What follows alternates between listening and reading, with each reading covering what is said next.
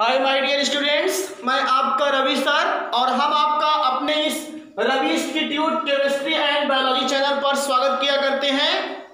तो मेरे प्यारे बच्चों एवं साथियों, आज देखिए जो हम अपने इस लेक्चर में आपको बताने जा रहे हैं वो 12th की बायोलॉजी का चैप्टर है वंशागति एवं विविधता। वंशागति एवं विविधता वाले चैप्टर में हमने क्या किया है, अभी तक आपको मैंने जो आनुवांशिकी से संबंधित कुछ टर्मिनोलॉजी हैं या जो शब्दावलियां हैं उसके बारे में हम आपको बता रहे हैं, जिसमें शब्दावली में मैंने आपको संकरण क्या होता है, एक संकरण क्या होता है, द्वि संकरण क्या होता है, टेस्ट क्रॉस क्या है, बैक क्रॉस क्या हुआ करता है, और उसके बाद फिर हमने क्या किया, टेस्ट क्रॉस और बैक क्रॉस, फिर प्रभावी लक्षण क्या होते हैं, अप्रभावी लक्षण क्या हुआ करते हैं। इन सब चीजों के बारे में हमने क्या किया है, आपको पूरा अभी तक बता दिया है और आई होप आप सब लोग उस सभी पूरे लेक्चर्स को देख लिए होंगे और विधिवत तरीके से उसकी एक नोट्स बना लिए होंगे। और आप सभी लोग अगर चैनल पर नए हैं तो चैनल को सब्सक्राइब करके बेल आइकन प्रेस कर लें, और जिसका कोई चार्ज नहीं लगता है, वो निःशुल्क होता है, ये भी आप दिमाग में रख लीजिएगा। हाँ, फायदा आपका क्या होगा, फायदा ये होगा कि आपको हमारे वीडियो की नोटिफिकेशन मिलती रहेगी। तो आज के इस लेक्चर्स में जो हम आपको पढ़ने वाले हैं, बताने वाले हैं, वो सबसे पहले हम आपको बताएंगे जीन क्या होता है, उसके बाद जीन के बाद एलील्स क्या होते हैं या एलिलोमार्फ क्या होता है, और फिर आपको हम बताएंगे जीनोटाइप किसे कहते हैं और फिनोटाइप क्या किसे कहते हैं। तो 4 आपको टर्मिनोलॉजी इस लेक्चर्स के अंतर्गत बताई जाएगी। कितनी टर्मिनोलॉजी? 4 आपकी टर्मिनोलॉजी क्या की जाएंगी, इस लेक्चर्स में बताई जाएंगी। तो बहुत इंपॉर्टेंट सेशन होने वाला है, आप इसे बहुत अच्छी तरीके से देखें और वीडियो को या लेक्चर्स को पूरा सुनने का प्रयास करेंगे, तभी आपको सारी बातें एकदम समझ में आएंगी। सबसे पहली चीज मैं बात करता हूं जीन की। एकदम सीधा सीधा आपको बता देता हूं, जीन शब्द का प्रयोग जो किया था वो जॉनसन नामक वैज्ञानिक ने किया था। किसने किया था? जॉनसन एक वैज्ञानिक थे, उसने क्या किया था, जीन शब्द का प्रयोग किया था। और उसके बाद फिर आपको बता रहे हैं, और इसी जीन को मैंने जब बताया था कि जब मेंडल अपना आनुवंशिकता का प्रयोग करते थे तो वो देखते थे कि कोई एक ऐसा छोटा सा पदार्थ है जो लक्षण को एक पीढ़ी से दूसरी पीढ़ी में ले जाने का काम करता है। तो मेंडल ने उस समय उसको कोई नाम नहीं दिया था, मेंडल ने उस समय उसी को फैक्टर या कारक नाम दिया था। इसीलिए बहुत ज्यादा पूछा जाता है ये क्वेश्चन कि मेंडल ने जीन को क्या नाम दिया था। तो जवाब ये होगा कि मेंडल ने जीन को क्या नाम दिया था, फैक्टर या कारक नाम दिया था। फैक्टर या कारक किसे मेंडल ने कहा था? वह एक सूक्ष्मतम पदार्थ जो आनुवांशिक लक्षण को एक पीढ़ी से दूसरी पीढ़ी में ले जाने का काम करता था, उसी को उन्होंने क्या नाम दे दिया था, फैक्टर नाम दे दिया था। लेकिन वास्तव में जीन होते क्या है? 2 चीजें बता दिया मैंने। जीन शब्द का प्रयोग जॉनसन ने किया और उसी जीन को मेंडल ने किसके नाम से बताया था, कारक या फैक्टर नाम से मेंडल ने क्या किया था, इसको डिफाइन किया था। मेंडल ने क्या नाम दिया, इसको कारक बताया कि कारक ही एक ऐसा पदार्थ होता है जो आनुवंशिक लक्षण को एक पीढ़ी से दूसरी पीढ़ी में क्या करता है, माइग्रेट करता है या ट्रांसफर करने का काम किया करता है। ये बात एकदम समझ में आई होगी आपको। अब उसके बाद आपको ये समझना है कि जीन होता क्या चीज है।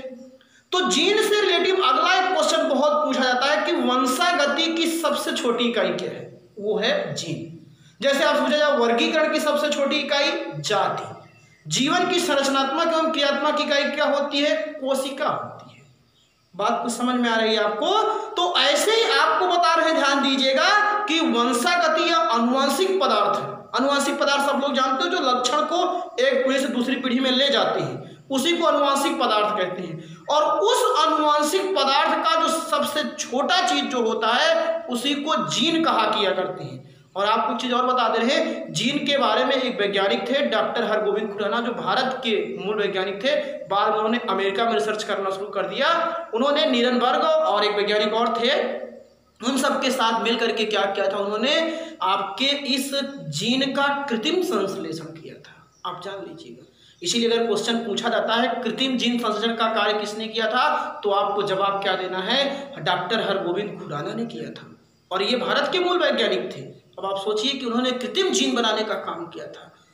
और जीन क्या हुआ करता है, इस चीज को बताता, जैसे कोशिका होती है, युधारियों के शरीर की सबसे छोटी चीज कोशिका, कोशिका के अंदर केंद्रक होता है और केंद्रक के अंदर क्रोमैटिन धागे होते हैं और उसी क्रोमैटिन धागे से आगे गुणसूत्र बनता है और उसी गुणसूत्र पर ही क्या हुआ करता है, बहुत छोटा सा एक भाग पाया जाता है, उसी को हम लोग जीन कहते हैं।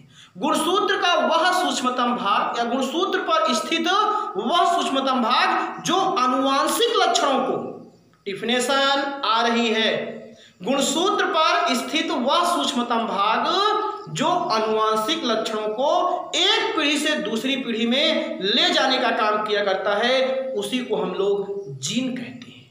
क्या कहते हैं? जीन। कुछ बातें समझ में आई? जीन बहुत इंपॉर्टेंट टॉपिक है, इसलिए इसको मैं एकदम डिटेल में आपको बता रहा हूं। जीन शब्द का प्रयोग किसने किया? जॉनसन ने। जीन को मेंडल ने क्या नाम दिया? फैक्टर नाम दिया। जीन को वंशागति की सबसे छोटी इकाई कहते हैं। जीन का कृत्रिम संश्लेषण किसने किया? डॉक्टर हरगोविंद खुराना ने। और जीन की डिफिनेशन क्या है? जीन गुणसूत्र पर स्थित वह भाग होता है, गुणसूत्र का वह भाग होता है जो आनुवांशिक लक्षणों को एक पीढ़ी से दूसरी पीढ़ी में क्या करता है, पहुंचाने का कार्य करता है। तो काफी ऐसी चीजें आपको देखने को मिलती है कि जो पूरे आपको इस लेक्चर्स में सुनने को मिलती है। इसीलिए मैं बार बार कहता हूं कि लेक्चर सुनना सबसे बड़ी चीज है। आप पूरा लेक्चर सुनेंगे तब आपको पूरी बातें एकदम कंफर्म होंगी। आइए थोड़ा समझा देते हैं इस बात को, क्या लिखा गया है। देखिए, जीन की बात कही गई है, गुणसूत्र पर स्थित वह छोटी रचना जो आनुवांशिक लक्षणों को एक पीढ़ी से दूसरी पीढ़ी में क्या करती है, स्थानांतरित करता है, उसे जीन कहते हैं। एक जीन और था जिसका नाम जंपिंग जीन है। यह भी बहुत क्वेश्चन पूछा जाता है। जंपिंग जीन की खोज किसने किया? तो एक वैज्ञानिक थे जिसका नाम था बारबरा मैकक्लिंटॉक। बारबरा मैकक्लिंटॉक ने क्या किया था, मक्के के पौधे पर उन्होंने उसका प्रयोग किया, भुट्टे पर, और देखा उन्होंने कि एक माइग्रेटिव क्या हुआ करता, ट्रांसपोजांस एलिमेंट पाया जाता था, कंपोनेंट, और उसी ट्रांसपोजान कंपोनेंट को उन्होंने क्या नाम दे दिया था, बताइए जल्दी से, उन्होंने जंपिंग जीन नाम, चलनशील तत्व। तो ये भी एक क्वेश्चन आपको हमने बता दिया। तो वही समझ पाएगा जो इस पूरे लेक्चर्स को देखेगा, और वो बच्चे थोड़ी समझ पाएंगे कि अगर वो जो साइड में से स्क्रीनशॉट लेकर के नोट्स बना के अपना काम खत्म कर दिए, वैसा नहीं, पूरा सुनिए तब मजा आएगा। अब फिर उसके बाद आपको मैंने बताया क्या, ध्यान दीजिए, जीन को वंशागत या अनुवांशिक पदार्थ की सबसे छोटी इकाई कहते हैं। बहुत बार ये बहुविकल्पी क्वेश्चन पूछा गया है, वंशागत की सबसे छोटी इकाई क्या है, जीन को क्या कहा किया करते हैं। तो ये सब चीजें आप समझिए, जीन को वंशागत की अनुवांशिक पदार्थ की सबसे छोटी इकाई कहते हैं। और फिर जीन को मेंडल ने क्या नाम दिया था, फैक्टर या कारक नाम दिया था। ये भी क्वेश्चन पूछा गया है, ये जान लीजिएगा। और अगला क्वेश्चन, जीन शब्द का प्रयोग सर्वप्रथम किसने किया? जॉनसन ने किया था। किसने किया? जीन शब्द का प्रयोग सर्वप्रथम जॉनसन ने किया था। और फिर अगला क्वेश्चन है आपका, जान लीजिए, युग्म विकल्पी एलील या एलीलोमार्फ। ये बहुत इंपॉर्टेंट क्वेश्चन है, ये भी जान लीजिएगा। बच्चे यही नहीं समझ पाते हैं कि एलील क्या है, एलील या एलीलोमार्फ ये क्या हुआ करता है। तो मैं आपको एकदम सीधा सीधा बता दूं कि एलील जो शब्द होता है, इस शब्द का प्रयोग वैज्ञानिक किसने किया? बेटसन ने। आनुवांशिकी का किसने प्रयोग किया था? डब्ल्यू बेटसन ने ही किया था। और बेटसन ने ही किसका प्रयोग किया था? एलील का प्रयोग किया था। एलील क्या हुआ करते हैं? अब मैं आपको एकदम सीधा सा बता दूं कि जब थोड़ा समय बदलता गया तो एडवांटेज आना शुरू हो गया, तो एक नई टर्मिनोलॉजी बेटसन ने यूज कर दिया। और वो जैसे अनुवांशिकी उन्होंने यूज किया, वैसे एलील भी यूज किया उन्होंने ये बताया कि किसी भी जीवधारी में पाए जाने वाले जो विरोधी लक्षण होते हैं या तुलनात्मक लक्षण होते हैं एक दूसरे के, वही एलील कहलाते हैं। मतलब जिनमें जीन की जो होते हैं समान होते हैं, तो अगर एक दूसरे के वो अपोजिट है तो वो एलील होते हैं। एकदम सीधा सीधा आपको बता दे रहा हूं, किसी भी जीवधारी में पाए जाने वाले जो परस्पर विरोधी तुलनात्मक लक्षण होते हैं, वो परस्पर विरोधी या तुलनात्मक लक्षण ही क्या कहलाते हैं? एक दूसरे के एलील्स कहलाया किया करते हैं। अब इसे मटर में 7 हैं तो 7 जोड़ी एलील पाए गए आपके। टर्मिनोलॉजी थोड़ी बदल दी गई है, बस केवल समझने का प्रयास कीजिएगा। शब्दावली का शब्द एडवांस कर दिया गया है। जैसे लाल है तो उसका सफेद, लंबा है तो पौना। अब कैपिटल टी उसका क्या लिखोगे? Small T. अब बात समझ में आ गई? अगर उसका गोल का लिखोगे कैपिटल आर तो उसका लिखोगे स्मॉल आर। तो जो गोल है वो आपका झुर्रीदार का एलील है, हरा है तो वो पीले का एलील है, लंबा है तो वो किसका एलील है? बौने का। और इसी गुण को ही एलीलोमार्फ कहते हैं। क्या कहते हैं इसको? एलीलोमार्फ कहते हैं। जब तक समझ में आएगा नहीं तब तक आगे जाऊंगा नहीं, जान लीजिए। एलील शब्द का प्रयोग सबसे पहले बेटसन ने किया था, और जीवधारियों में पाए जाने वाले परस्पर तुलनात्मक या विरोधी लक्षण क्या कहलाते हैं? एक दूसरे के एलील कहलाते हैं। अब आइए सुनिए इसको, युग्म विकल्पी या एलील्स या एलीलोमार्फ। एलील शब्द का प्रयोग सबसे पहले बेटसन ने किया था। जीवों के तुलनात्मक या विरोधी लक्षण क्या कहलाते हैं? एक दूसरे के एलील्स कहलाते हैं। जो दुधारियों में पाए जाने वाले जो विरोधी या अपोजिट लक्षण होते हैं वही एक दूसरे के एलील कहलाते हैं। जैसे मटर के पौधे में लंबे तने का लक्षण, अब क्या होगा? कैपिटल टी, और बौने तने का लक्षण स्मॉल टी, एक दूसरे के क्या कहलाते हैं? एलील कहलाते हैं। तने के लक्षण का क्या कहलाता है? एलील कहलाता है। और इसी घटना को, इविडेंट को, प्रभाव को ही क्या कहा जाता है? एलीलोमार्फ कहा जाता है। ये इसका पूरा एकदम टॉपिक क्लियर हो गया। और आप जो अगला है ना, बच्चे इसमें बहुत कंफ्यूज होते हैं, इसमें इतना ज्यादा कंफ्यूज होते हैं। जब भाई दुधारियों के अंदर देखा उन्होंने, तो जब प्रयोग करना अपना शुरू किया मेंडल ने, तो उन्होंने कई तरीके से जब ऑब्जर्वेशन किया तो एक नाम दिया जीनोटाइप और एक होता है फिनोटाइप। अभी जब आपको सिद्धांत बताएंगे तीनों अनुवांशिकता के, तो उस सिद्धांत को बताते समय ये बताएंगे इसमें जीनोटाइप अनुपात इतना है, फिनोटाइप इतना है। तो आप इतना केवल याद रखना कि जीनोटाइप और फिनोटाइप में मैं एकदम सीधा सा आपको समझा दूं तो आपको थोड़ा इधर हम प्रेस कर दे रहे हैं, ऐसे समझ लीजिए तब आप जान जाओगे। बिना इसको क्रॉस के आप समझ नहीं सकते। देख लीजिए, जैसे ये कैपिटल टी है लंबा पौधा और ये स्मॉल टी है बौना पौधा, इन दोनों के बीच में अगर क्रॉस करा दिया जाए तो यहाँ पे कैपिटल टी स्मॉल टी बनता है।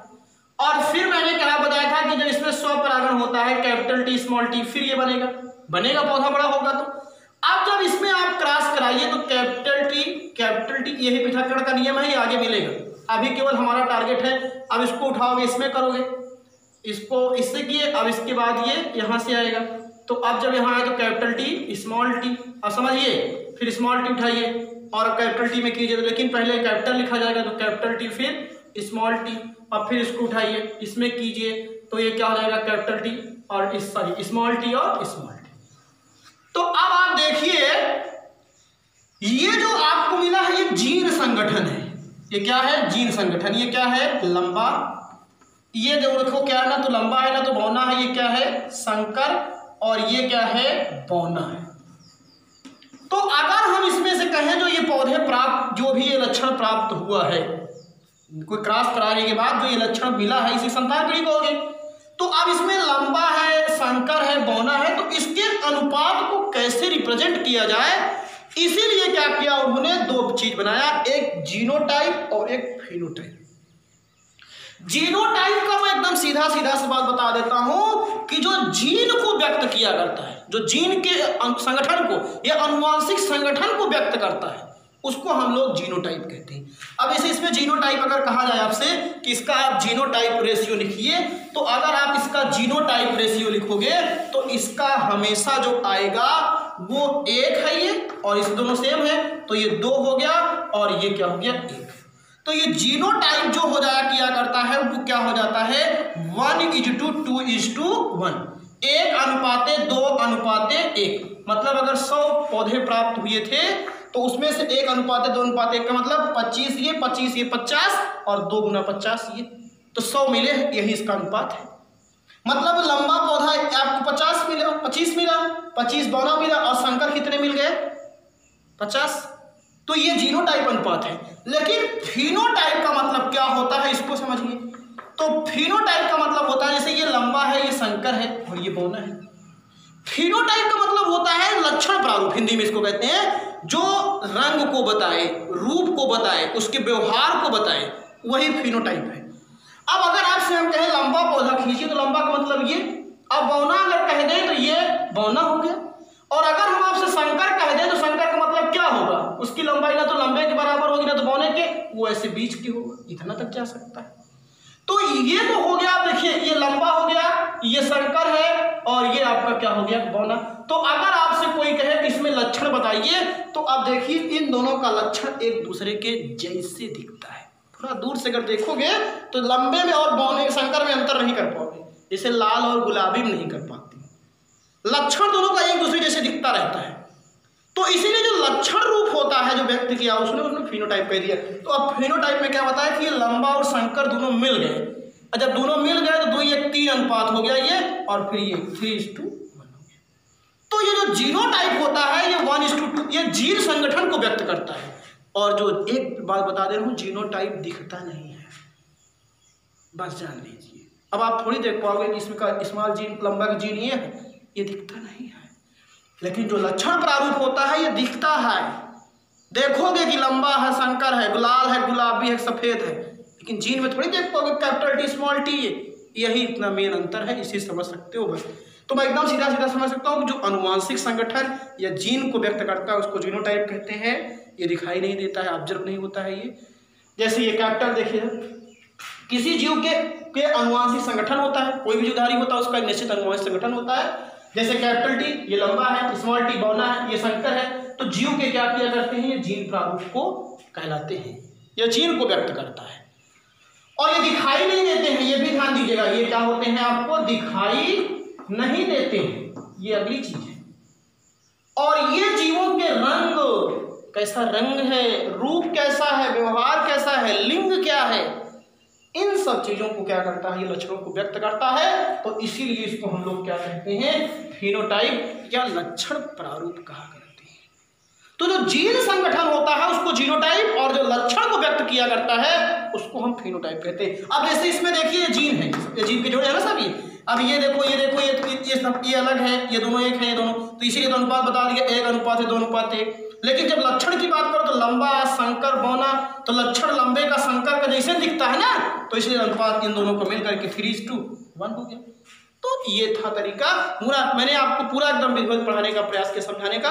और अगर समझ में कम आया होगा तो आप नीचे कमेंट कीजिएगा, और नहीं समझ में आएगा तब भी कमेंट कीजिएगा, और समझ में आएगा तब भी कमेंट कीजिएगा।